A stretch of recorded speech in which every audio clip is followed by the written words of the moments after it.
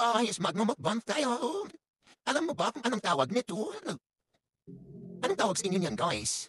Tawag nila dito, Bat1. Pero tignan nyo yung loob niya, guys. Aray, ganyan. Ibang Bat1 sa alam ko.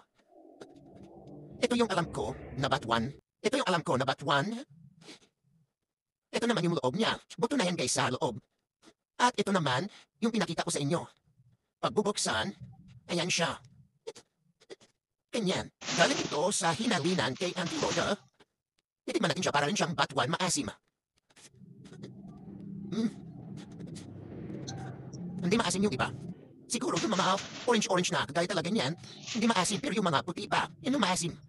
Ito try natin sa iasim na may sili. Yan guys, masarap. Nakatikim na rin ba kayo nito guys? Comment down below.